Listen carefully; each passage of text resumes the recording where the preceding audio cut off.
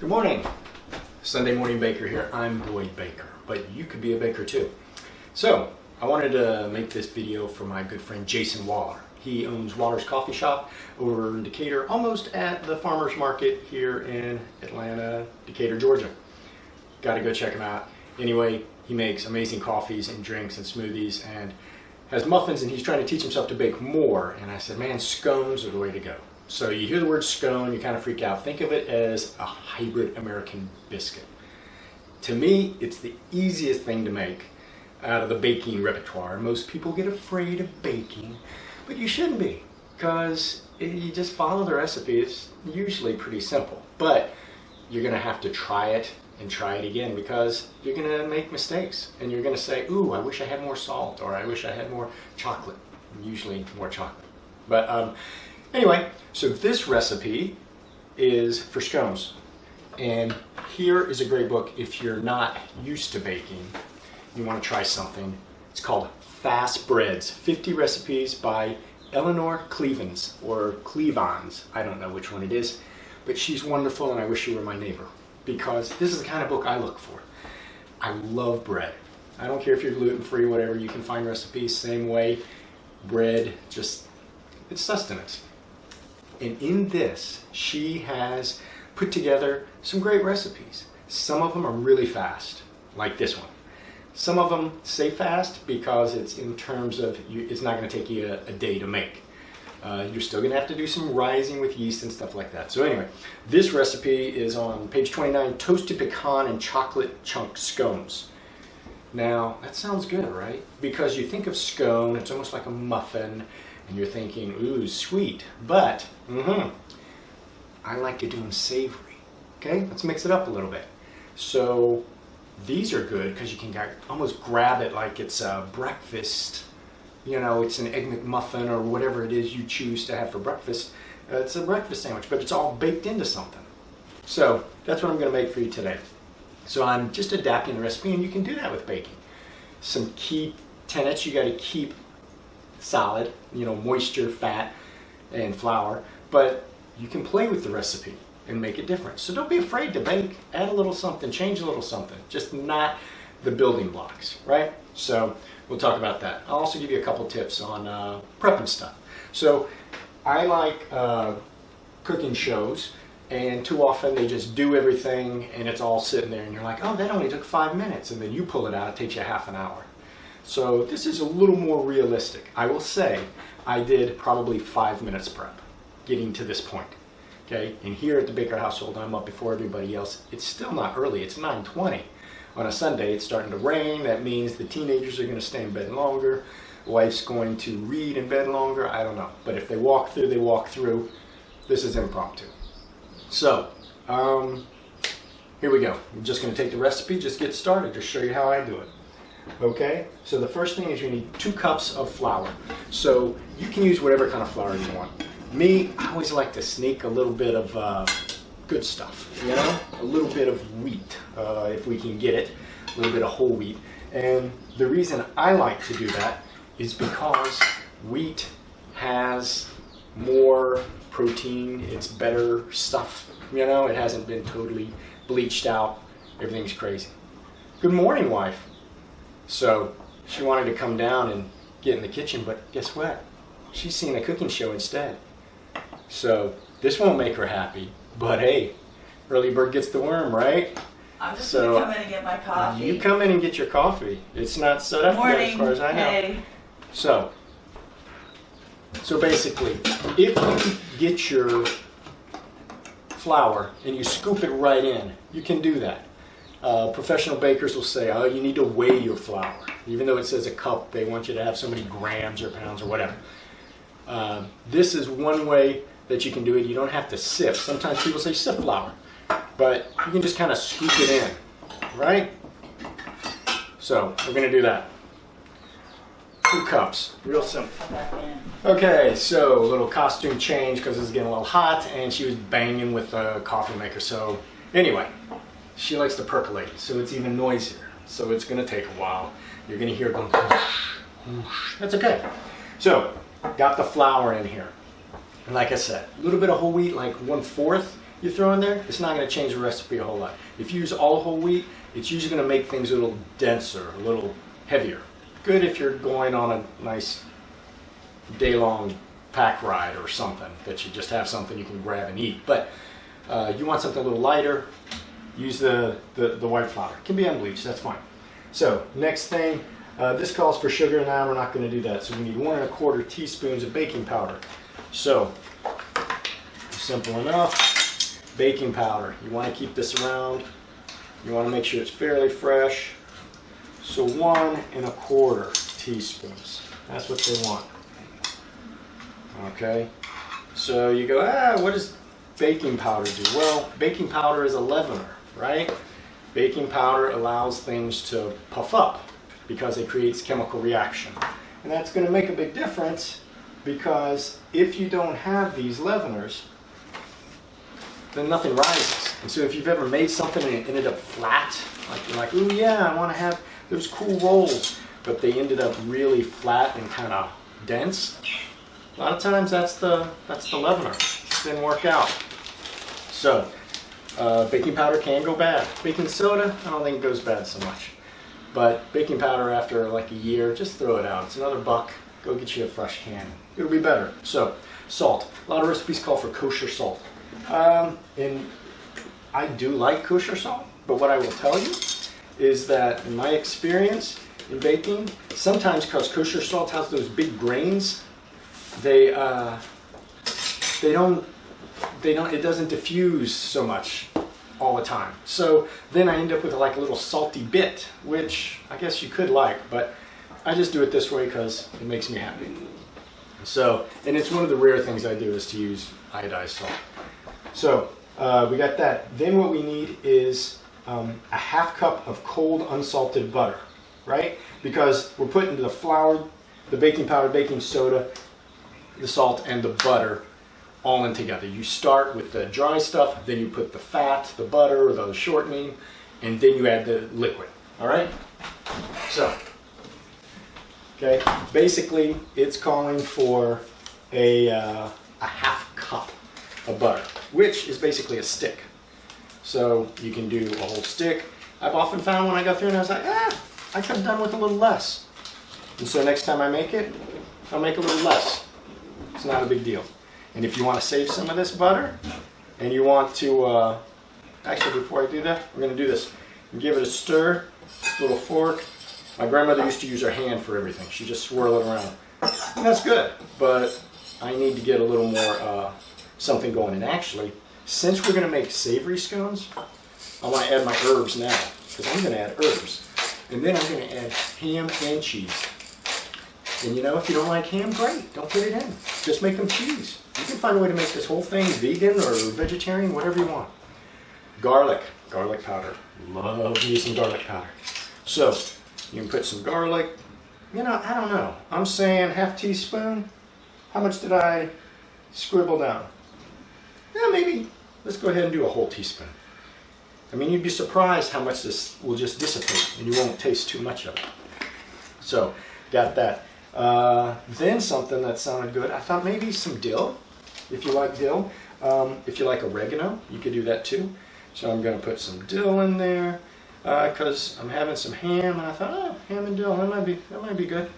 If it's not, oh well. I'm not that picky eater. I'll eat it and then I'll learn next time I won't do the same thing again. So there we go. We got that. You got all your herbs. Now a lot of times I'll look at it, and if I look at the flour and I can't even see the herbs, I'll say, let's boost this a bit. Let's get this a little more. So for me, I kind of like a little peppery something. So I'm going to throw in a little more. All right? So I got that. Okay, so we got everything in there. Now, what we could do is we could just add the butter straight up. I'm going to add cheese. So I want to put the cheese in here just to get it kind of coated, and then I'll add the butter.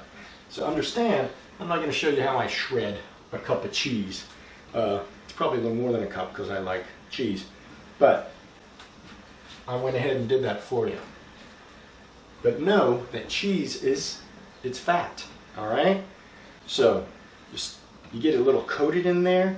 so that it separates so you don't have just huge clumps of cheese, and then you're going to have some good stuff coming out of the back end. All right, now because I have that, I'm going to cut, and I'm probably going to only do 6 tablespoons of butter, which is fine. You know, if you make them more buttery, then what you'll find is that they're more buttery. I mean, they're not as much a bread as they start to get into that. If you have like a really buttery biscuit, like at a fast food place, and you pick it up and your hand's just coated in it, that's kind of what'll happen. So now we got to take this and we got to mix it up, right? We got to get the butter incorporated. Again, my grandmother used to use her fingers. She'd separate it out. I use a pastry cutter. You use something like this. You can use forks. And you can just mash it and you can go through it. I find like this Terminator kind of crazy pastry cutter. It's got these blades. It does it real easy for me. So even if I have big butter, it still works well. Now what you just heard was my oven going off and telling me it is ready at 400 degrees. So this recipe says to do that. Most recipes say to do that at the very beginning. Why? Because they don't want you to be finished and ready to go and then all of a sudden realize that your oven's not ready. Because once you add your liquid and you get everything in here, the liquid starts interacting with those leaveners we talked about, the baking powder and the baking soda. That's why the timing is kind of important, because as soon as you put that in, they start acting.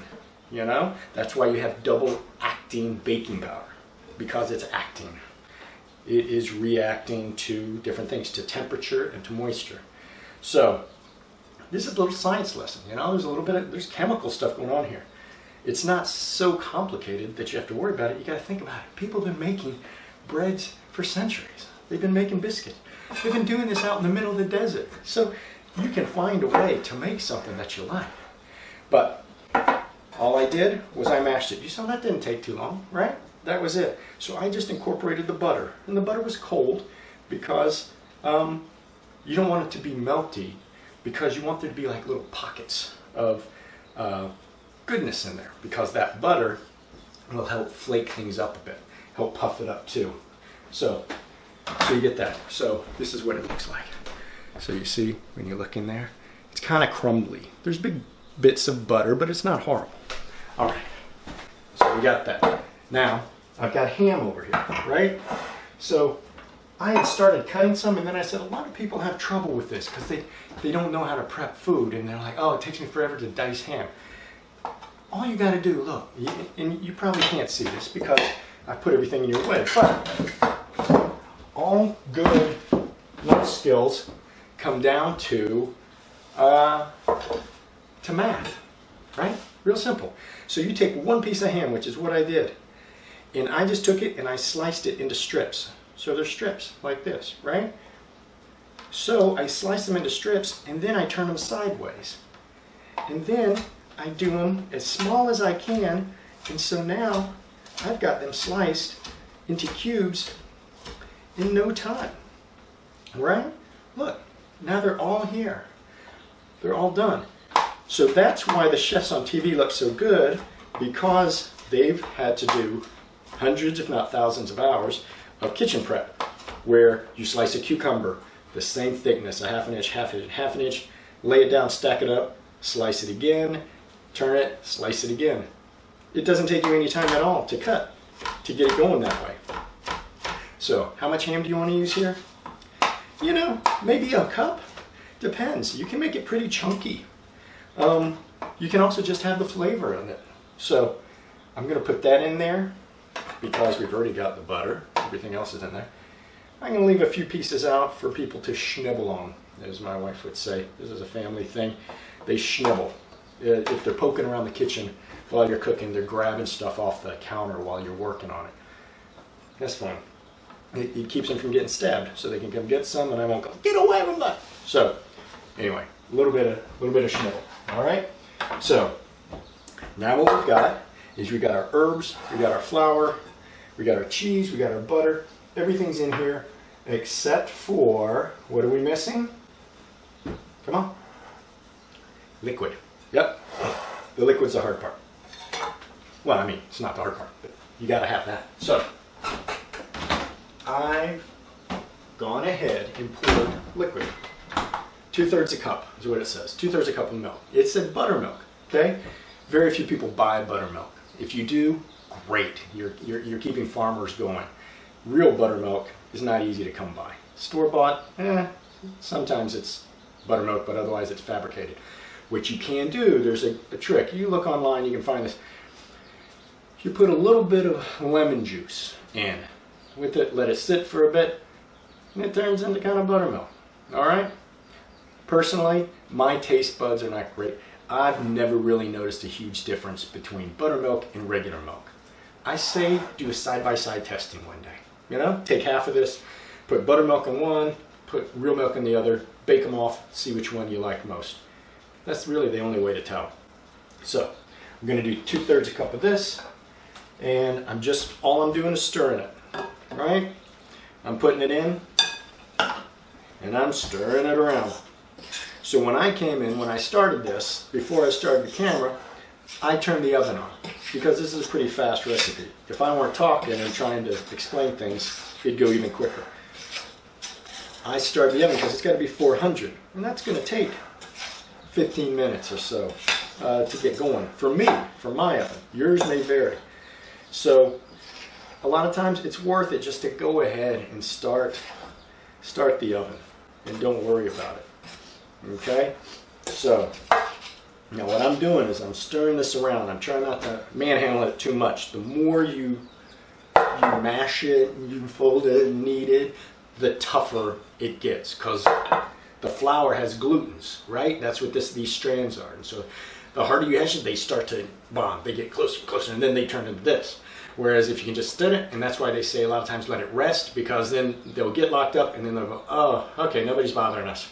So anyway, it looks kind of like this. So I can mash this in my hand still wet. I'm about to put it out here, and I just throw a little flour down, then I get it, and now's when you gotta get your hands dirty, right? And I've got a bench scraper over here, if you've never got one. You can get these, they almost give them away at some things, but it helps to scrape up stuff. And my friend Nigel gave me this beautiful piece of marble, I think it's marble, granite. I'm horrible with stones. But it's awesome, because now I got this big piece right on top of my wooden counter that I can bake on. So I'm going to dump it out here, and some of it's still floury, see? It hasn't been incorporated fully, but that's okay. I'm going to put it in here, we're going to get it all out,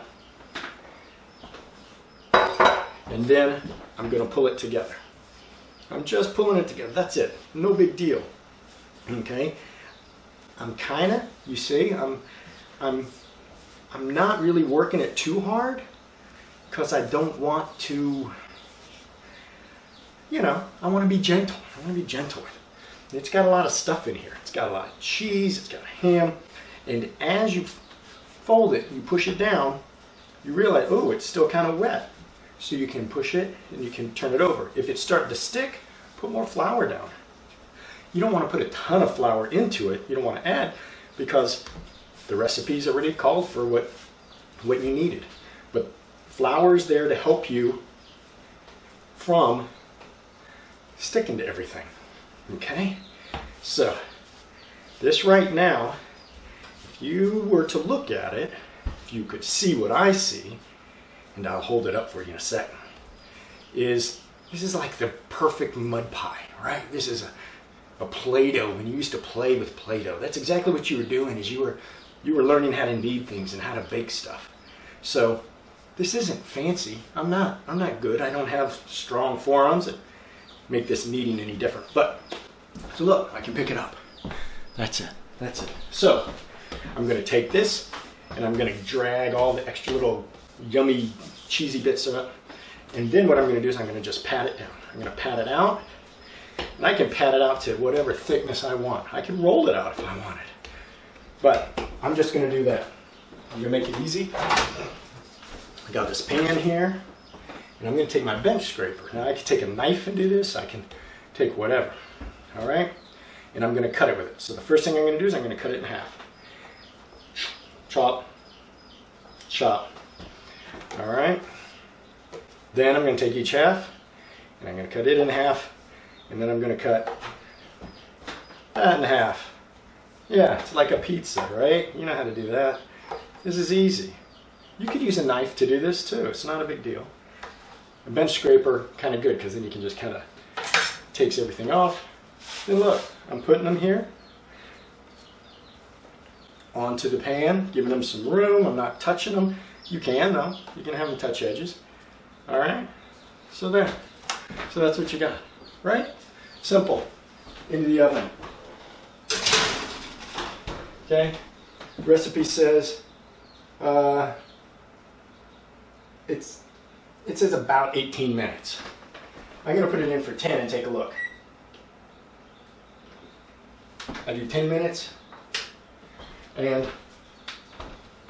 then I take a look, and maybe I spin them around. I cook them for another 6. I don't ever go to the top end immediately, because everybody's oven's different, and sometimes their recipes, these books, these recipes, they're not always right. Okay, that's what I found. They worked in a test kitchen under certain circumstances, but they don't work in my kitchen. So understand that just because you might make a recipe out of one of these cookbooks, it doesn't work out, it's not your fault. All right? If they had to come and make the same thing, they'd probably change it, depending on your altitude. Like you live in Colorado, things are going to change because you're way up higher. There's all kinds of little variables. So what you got to do is you take a recipe book as a guide. Right? It'll get you 80% of the way there. Sometimes 100%. But maybe you like more salt. Maybe you like more butter. You just go ahead and change those things. It doesn't make the recipe bad. It's just this is how they were making it. So I'm going to bake this for 10 minutes, spin them around, maybe a few minutes more. Meanwhile, what I do, and this is the key to baking that make it more pleasurable, is I'm going to put these things away. Okay, and I'll come back.